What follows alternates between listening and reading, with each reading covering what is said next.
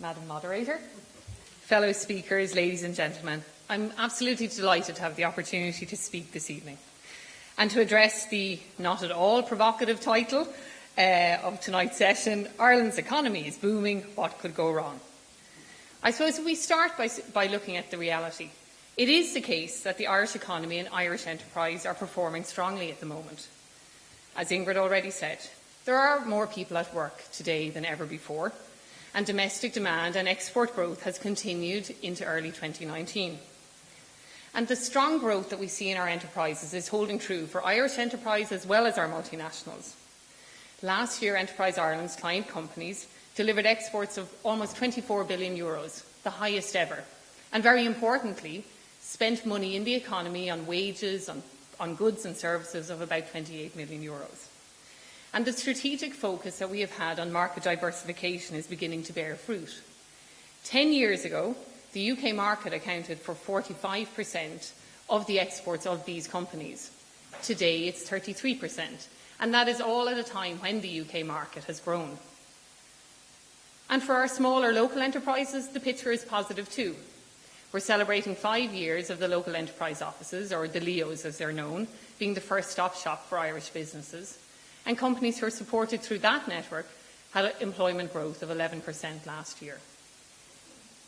So, if the picture is positive and our enterprises are showing real ambition and growth, what could go wrong? Well, Brexit is, of course, the most immediate challenge to our economy.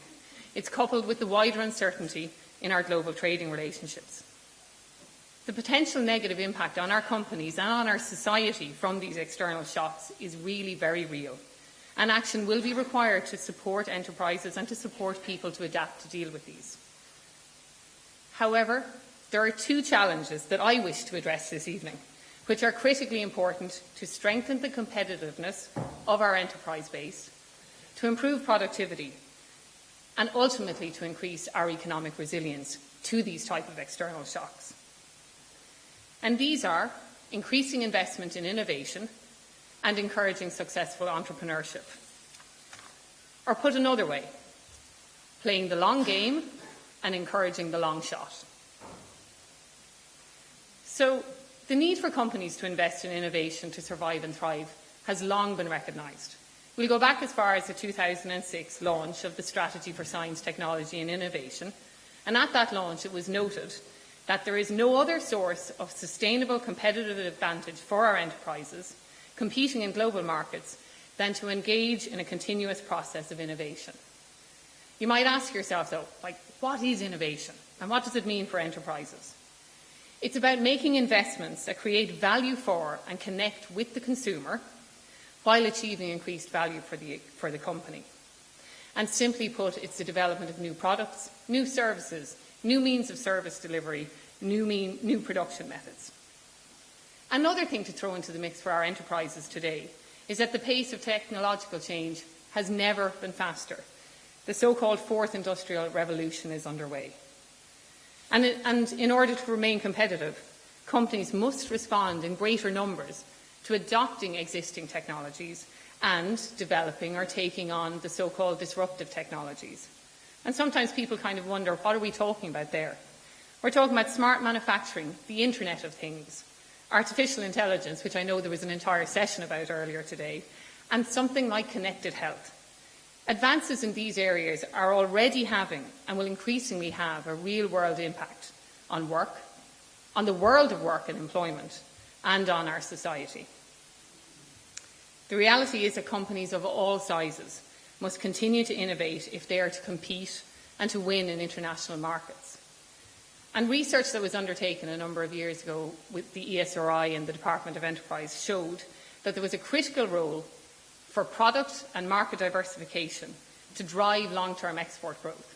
You don't grow your exports by selling more of it to the same person over and over again. Similarly, R&D intensity and productivity growth are shown to have a very close link. So what's the challenge? If innovation is such a key driver of growth, what's stopping companies from making this investment? The reality is that the benefits of innovation are not often immediately realised. And so there's a natural tendency and a natural tension whereby companies will focus on short-term priorities such as filling sales orders, or take today's environment, holding on to their employees. Attracting and retaining talent is a key challenge. For SMEs in particular, the capacity to tackle day-to-day challenges while also focusing on longer-term strategic decisions may be limited. In addition to this, the evidence shows us that companies are reluctant to borrow to invest in things like R&D, with the most recent CSO data showing us that companies' expenditure on R&D, over 82% of it comes from their own funds, not making investments using borrowed money. And what is the outcome from all of this? Recent analysis that we undertook of our client companies shows us that while expenditure on research and development is growing, as a proportion of overall sales, which are also growing, it really has just remained stable over the last 5 years. So what is it that we need to do? So it's not enough to highlight the fact that investment in innovation is a good thing and hope that companies get on with responding. We must be proactive in creating a mindset shift in companies to increase the pace of investment in innovation. The starting point is building capability. That includes management and leadership capability, and engaging with companies to determine their awareness and identify their needs. That's what will lead to more strategic decision making. Raising awareness for the companies and increasing their engagement with the supports that are out there is also very important. And companies need to be supported to undertake their investment in the variety of models that make sense for them, whether it's investment in-house, collaborating with research institutions, or collaborating with each other. And actually driving greater collaboration between large companies and SMEs is critically important if we're going to have a deeper, wider innovation capacity across our enterprise base. And the existing Technology Centres programme, in which Irish SMEs and multinationals collaborate on R&D projects, is an example of such. But actually building even more on that in recent policy developments, the Department of Enterprise's Disruptive Technologies Innovation Fund has made SME participation mandatory for eligible projects, and it's a clear signal of intent that we are serious about engaging companies of all sizes in innovation.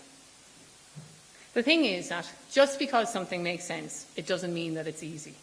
And we need to continue to engage with our enterprises to encourage and incentivise them to make a long-term, far-sighted investment in innovation and to find a space for it to compete with the short-term and the urgent. And moving to the second challenge I've identified, the environment for entrepreneurship.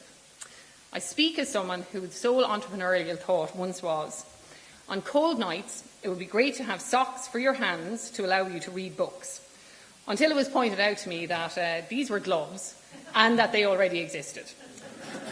I really do have huge admiration for those who have the inventiveness and courage to start their own business.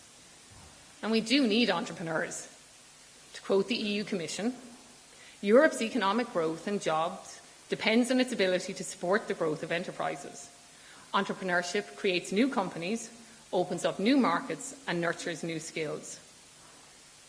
Put very simply, entrepreneurs are fundamental to the continued growth of an economy. And the Department of Enterprise, through its agencies, supports entrepreneurs through all stages of development and on their differing growth journeys, because no entrepreneur is the same. From nascent entrepreneurs doing the New Frontiers programmes through the Institutes of Technology, in accelerators and innovation centres around the country, all the way through to Enterprise Ireland's high potential startup unit for companies with the potential really to scale and internationalise. Again, it's a good thing, so what's the challenge? The reality of it is every successful business has started with an entrepreneur who was prepared to take a chance. Their reasons for making the move can be situational, personal, capitalising on a market opportunity. But the risks to starting a business remain really high. CSO data shows us that the survival rate for startups after 5 years is 66%. Look at it the other way. That's 1/3 of all new businesses not being around 5 years after they start up. And funnily enough, the majority of entrepreneurs, contrary to perception, are experienced professionals. They have significant domain knowledge, and they're leaving a career behind to start a business. They have a lot to lose. With entrepreneurship, the risk is weighted heavily on the individual, but the reward for success through increased employment, earnings and expenditure is shared by the economy. So how do we continue to encourage individuals to take this leap? And let's bear in mind we're standing here today in an environment of full employment, rising wages and an uncertain economic outlook. So while the answer partially lies in funding, equally it's about increasing the knowledge and capability of potential entrepreneurs to manage and mitigate the risks that they're going to encounter. Firstly, we need to ensure that the start-up system can be easily accessed and navigated, and that stakeholders are cooperating in the ecosystem properly to facilitate the progression of entrepreneurs at each stage of their development. We need to build the capacity and market readiness of our companies to improve their chances of success. In its work with Startup, Enterprise Ireland supports companies, yes, through investment, but also in refining their value proposition, developing their management team and making connections overseas. Another key policy lever, is the use of policy instruments to leverage private funding and to increase the level of risk capital into the market. And examples of this would be the government's seed and venture capital scheme, the SBCI's loan products and taxation measures such as the EIIS. Public instruments leveraging activity by the private sector in the entrepreneurship space.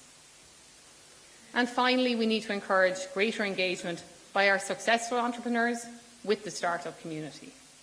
Feedback from our companies consistently shows the hugely important role of mentoring and peer learning in their development, and the importance of role models, particularly for underrepresented groups such as female entrepreneurs.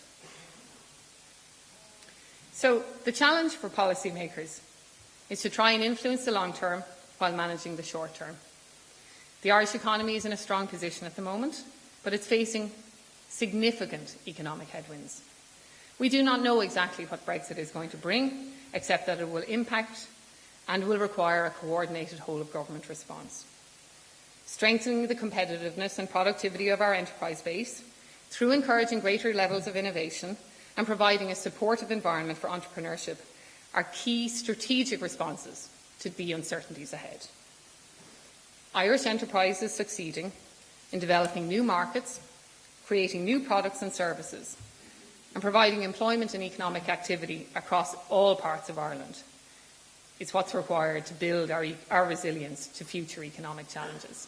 Thank you very much for listening.